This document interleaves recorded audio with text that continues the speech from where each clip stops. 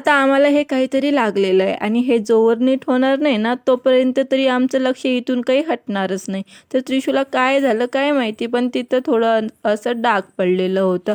तर ना आम्ही निघालो होतो दुकानामध्ये जाण्यासाठी. आज खूप दिवसांनी दुकानात जाण्यासाठी निघालेलो होतं आणि जाताना आज तर एकदम शांतता होती. कसलीच घाई नाही, कसलीच गडबड नाही. सगळं शांत रोड होतं. जणू काही आम्ही आमच्याच नावावर करून घेतलेलं होतं. काहीच लोक दिसत नव्हते. त्यानंतर आम्ही दुकानात वगैरे गेलं आणि दुकानातून ना थोडंफार सामान पण घेऊन यायचं होतं. तर मग सामान वगैरे घेतलं आणि लगेच मग घरी आलं. घरी आल्यानंतर काय आता स्वयंपाकाचं टाईम झालेलं होतं. तर आज मी स्वयंपाकामध्ये ना हरभऱ्याचं उसळ बनवणार होते. तर मस्त असे हरभरे शिजवून घेतलेले होते आणि लगेच भाजी पण बनवायला घेतलेली होती. माझं स्वयंपाक तर झालेलं होतं.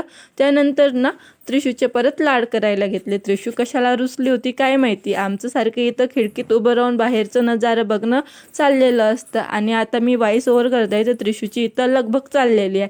तर एवढं मॅनेज करून घ्या. त्यानंतर त्रिशूचं पण मूड छान झालेलं होतं.